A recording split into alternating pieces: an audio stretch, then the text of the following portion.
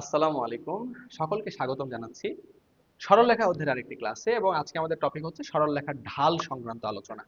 ঢাল কি জিনিস এটা সম্পর্কে আমরা আলোচনা করব। খেয়াল করো, প্রথমে বলছে সরলরেখা। আসলে সরলরেখাটা কি জিনিস সেটাও আমাদেরকে একটু বুঝতে হবে। আমি একটু লিখে দিই, তোমরা খেয়াল করো।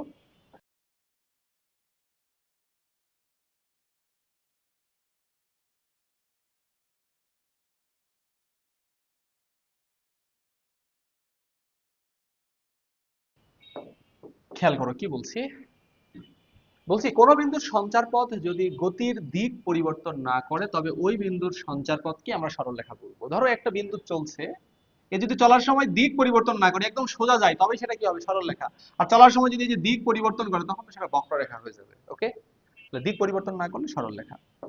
এরপরে বলছি সরলরেখার বক্রতা শূন্য। স্বাভাবিক, বক্রতা নাই তো, বক্রতা হলো তো বক্ররেখা হয়ে গেল, তাহলে সরলরেখা বাঁকবে না, এর বক্রতা কি? শূন্য।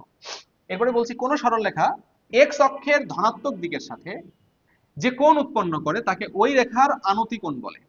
হ্যাঁ, তাহলে কোন রেখা, ধরো এটা এক্স অক্ষ, ওয়াই অক্ষ, এটা হচ্ছে একটা রেখা। এই রেখায় যে এক্স অক্ষের ধনাত্মক দিকের সাথে যে কোণ উৎপন্ন করে তাকে কি বলছি আমরা? আনতি কোণ বলছি। এই আনতি কোণকে থেটা দ্বারা প্রকাশ করা হয়। তাহলে এই কোণটাকে আমরা অলওয়েজ কি দ্বারা প্রকাশ করব? থেটা। তাহলে আনতি কোণটা কি আমাদের? থেটা।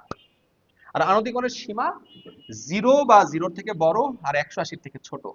180 হতে পারবে না, মানে 180 হওয়া মানে সেটা জিরো হয়ে যাচ্ছে। কেননা একদম সোজা যদি হয় তাহলে এই পাশটা কি এক্স অক্ষের ধনাত্মক দিকের সাথে 0 ডিগ্রি কোণ উৎপন্ন করছে, তাহলে জিরো বা জিরোর থেকে বড়, 180 থেকে ছোট। ওকে, এইগুলো আমাদের মোটামুটি সরলরেখার ধারণা। এবার আসলে সরলরেখার ঢাল বা স্লোপ এটা কি জিনিস আমি একটু লিখে দেই, খেয়াল করো।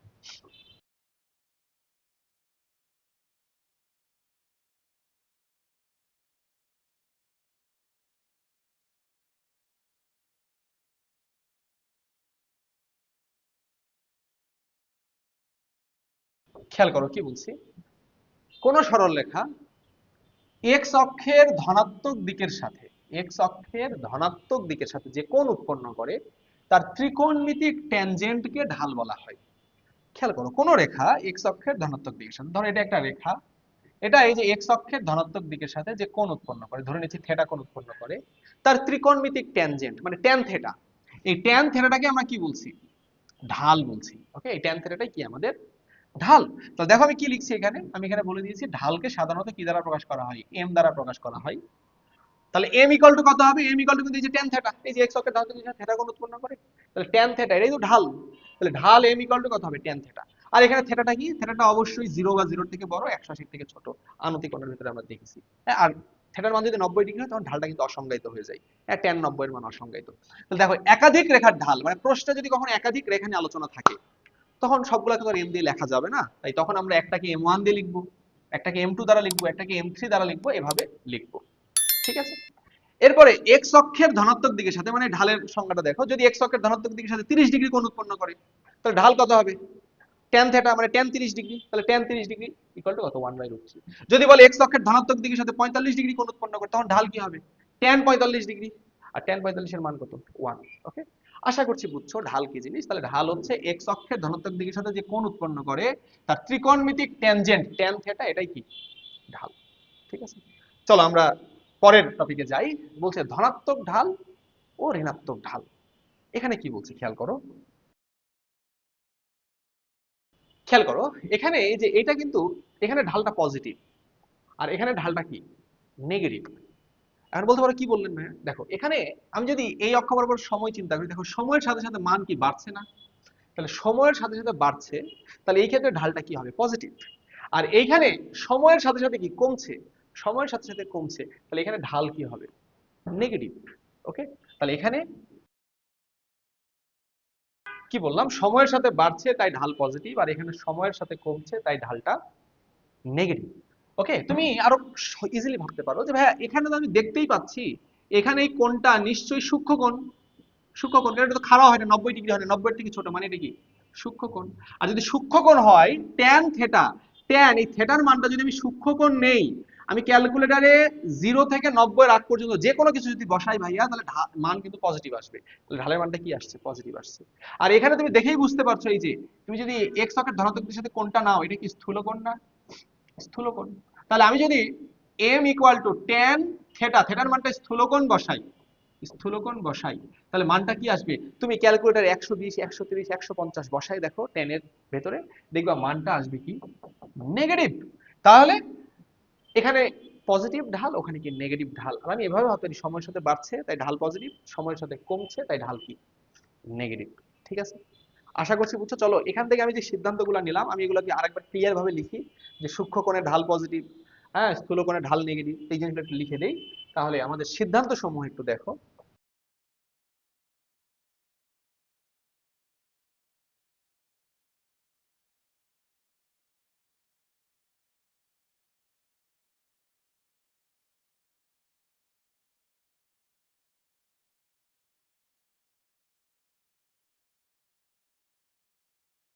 খেয়াল করো, অনেকগুলো কথা লিখেছি, আমি একটা একটা করে বলি। প্রথমেই বলছি ঢাল পজিটিভ হলে এক্স অক্ষের ধনাত্মক দিকের সাথে সূক্ষ্মকোণ উৎপন্ন করে। কেবলই বললাম এই যে যখন সূক্ষ্মকোণ হচ্ছে তখন ঢালটা কি হচ্ছে পজিটিভ হচ্ছে, তাহলে উল্টা কথা বলেছি, ঢাল পজিটিভ হলে কি উৎপন্ন করে সূক্ষ্মকোণ উৎপন্ন করে। আর ঢালটা নেগেটিভ হলে কি হবে স্থূল কোণ উৎপন্ন করে। আর যদি এক্স অক্ষের ধনাত্মক দিকের সাথে 90 ডিগ্রি কোণ উৎপন্ন করে, তাহলে তোমরাই বলো 90 ডিগ্রি কোণ উৎপন্ন করা মানে কি? ঢাল কত? ঢাল কি tan 90 না? আর আমরা তো সবাই জানি tan 90 এর মান কত? অসংজ্ঞায়িত। তাহলে সেটাই লিখেছি যে 90 ডিগ্রি উৎপন্ন করলে ঢাল কি হবে অসংজ্ঞায়িত। ওকে, এরপরে কি লিখছি দেখো, এক্স অক্ষের সমান্তরাল রেখার ঢাল 0। এক্স অক্ষের সমান্তরাল, আচ্ছা এখানে একটা কথা বলে রাখি, যেটাই এক্স অক্ষের সমান্তরাল সেটাই কিন্তু ওয়াই অক্ষের লম্ব। তাহলে এটা কিন্তু ওয়াই অক্ষের লম্ব রেখার ঢালও 0, এটাও বলা যায় ওয়াই অক্ষের লম্ব। তাহলে এক্স অক্ষের সমান্তরাল বা ওয়াই অক্ষের লম্ব এই রেখার ঢাল কি 0। কেন দেখো, তুমি এভাবে ভাবো যে এটা এক্স অক্ষ, এক্স অক্ষের সমান্তরাল রেখা এটা, তাহলে এক্স অক্ষের সমান্তরাল রেখা এক্স অক্ষের ধনাত্মক দিকের সাথে কত ডিগ্রি কোণ উৎপন্ন করেছে 0 ডিগ্রি। তাহলে ঢাল এম এর মান কত হবে tan থিটা না, তাহলে tan 0 ডিগ্রি, tan 0 এর মান কত 0, তাহলে ঢাল কত এসেছে 0।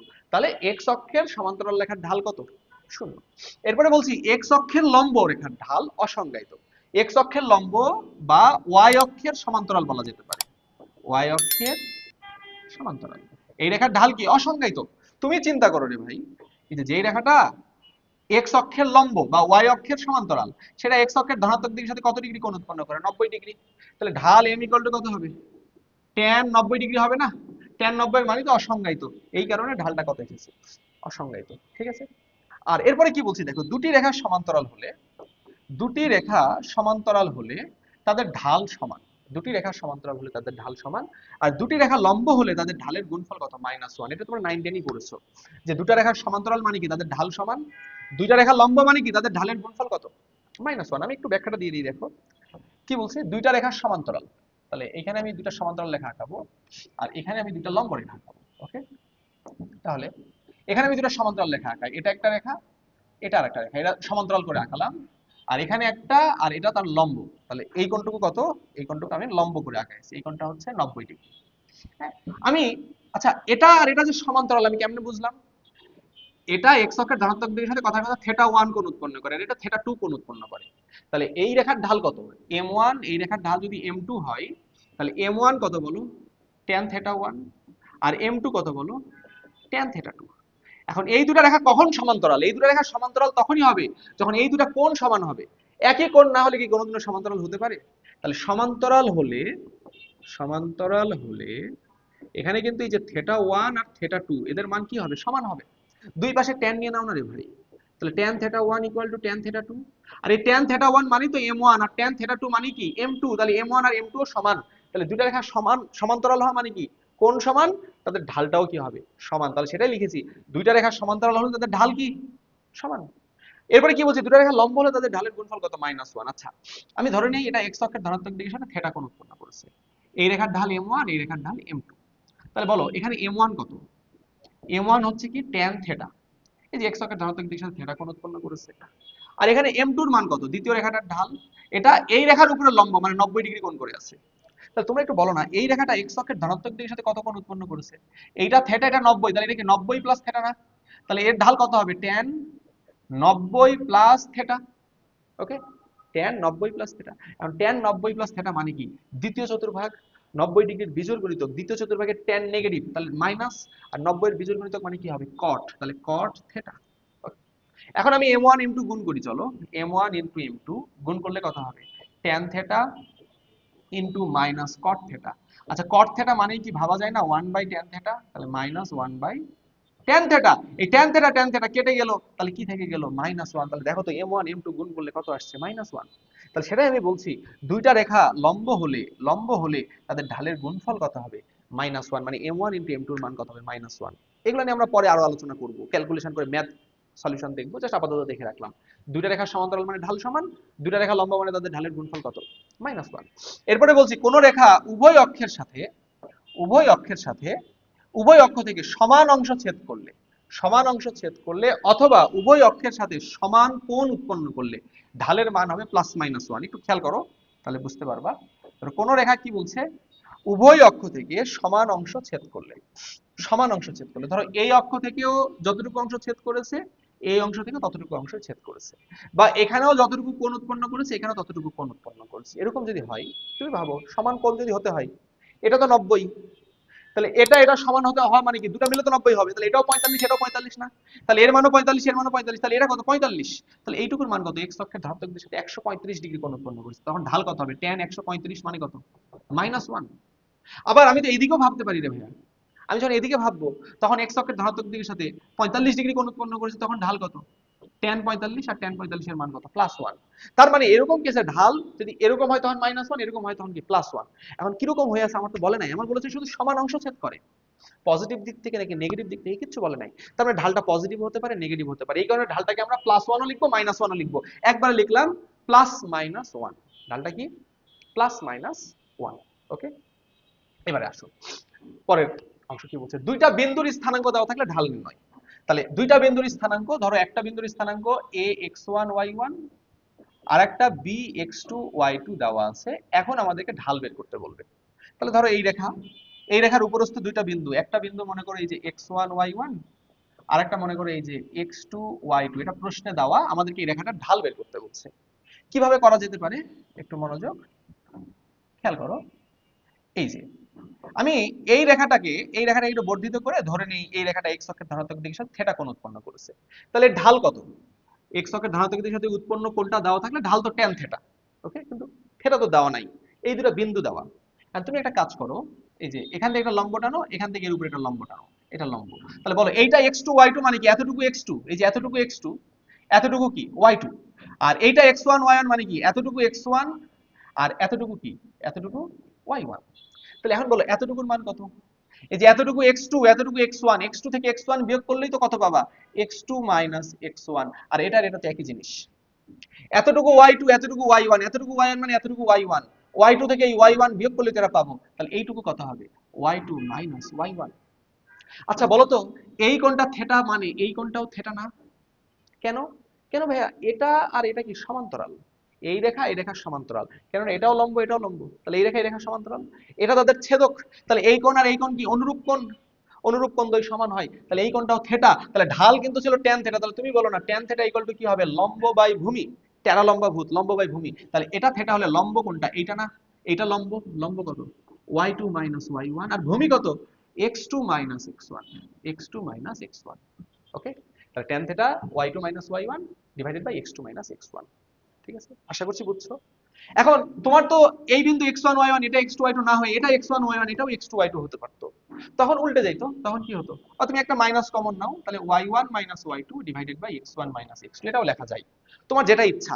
তুমি y2 থেকে y1 বিয়োগ করলে নিচে x2 থেকে x1 বিয়োগ করবা, এখানে y1 থেকে y2 বিয়োগ করলে নিচে কি x1 থেকে x2 বিয়োগ করবা। তার মানে সহজ কথায় আমি এভাবে লিখে দিই tan থিটা ইকুয়াল টু এই যে del y by del x, মানে y এর পার্থক্য বাই x এর পার্থক্য, তবে একই ক্রমে তুমি এরকম করতে পারবা না উপরে y2 থেকে y1 করলা নিচে x1 থেকে x2 করলা না, উপরে y2 y1 মানে নিচে x2 x1। ঠিক আছে, এই ছিল আমাদের আলোচনা। চলো আরেকটু টপিক বাকি আছে, কি বলছে বিশেষ জ্ঞান, আমরা ছোট একটা জ্ঞান অর্জন করে নেই, খেয়াল করো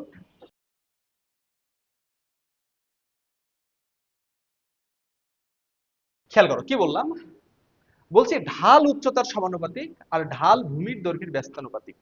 এমসিকিউর জন্য মনে রাখতে পারো, কি বলছে ঢাল উচ্চতার সমানুপাতিক। দেখো তুমি ভূমির দৈর্ঘ্য সেম রেখে উচ্চতা, সাপোজ এই উচ্চতায় তুমি থিটার যে মান পাবা, উচ্চতা আরেকটু বাড়ালে থিটার মান কি আরেকটু বড় হবে না, আর থিটার মান বাড়া মানে ঢালটাও বেড়ে যাওয়া, তুমি tan থিটা 1 বের করো, tan থিটা 1 এর মান ধরো 0 ডিগ্রি নাও, 1 ডিগ্রি নাও, 2 ডিগ্রি নাও, যত বাড়াবা দেখবা tan থিটা 1 পুরোটার মানও কিন্তু বেড়ে যাবে। তাহলে আমি যত উচ্চতাটা বাড়াবো, উচ্চতা এর থেকে যদি আমি আরো বাড়াই, তখন এর ঢালটা কি হবে? আরো বেশি। এটা θ3, θ1 এর থেকে θ2 বড়, θ2 এর থেকে θ3 বড়। তাহলে এই রেখার থেকে এই রেখার ঢাল বেশি, এই রেখার থেকে এই রেখার ঢাল বেশি। ওকে, তাহলে সহজ কথাই ঢাল উচ্চতার সমানুপাতিক। উচ্চতা আমি যত বাড়াবো, ঢাল কি হবে? তত বাড়বে। ঠিক একই কথা আমি যদি বলি, আমি যদি এই যে দেখো লম্বটা মোটামুটি সেম রেখেছি, লম্ব সেম রেখেছি, লম্বটা সেম রেখে আমি যদি এই যে উচ্চতাটা যদি আমি সেম রেখে আমি যদি ভূমির দৈর্ঘ্যটা বাড়াই, ধরো এখানে ভূমির দৈর্ঘ্য এত, এইটার ক্ষেত্রে পরেরটাতে ভূমির দৈর্ঘ্য আরেকটু বড়, তারপরটাতে কি ভূমির দৈর্ঘ্য আরেকটু বড়। ভূমির দৈর্ঘ্য যখন বাড়াচ্ছি দেখো তো কোণের মান কি আস্তে আস্তে কমে যাচ্ছে না? θ3 মান কিন্তু সব থেকে ছোট, আর কোণের মানটা কমলে কি হবে? আমাদের ঢালের মানটাও কমবে। তাহলে কি বলছি? ভূমির মান যত বাড়ছে, ঢালের মান কি তত কমছে। ভূমির মান যত বাড়ছে, ঢালের মান কি তত কমছে। তাই সেটাই আমরা বললাম যে ঢাল ভূমির দৈর্ঘ্যের কি বলো? ব্যস্তানুপাতিক। ওকে, এই ছিল আমাদের আজকের আলোচনা। আশা করছি সকলে বুঝেছো। এই জ্ঞানগুলো দিয়েই আমরা আগামী ক্লাসে ঢালের অনেকগুলা ম্যাথ করব, সেটা দেখার সকলকে আমন্ত্রণ রইল। সকলে ভালো থাকো। আসসালামু আলাইকুম।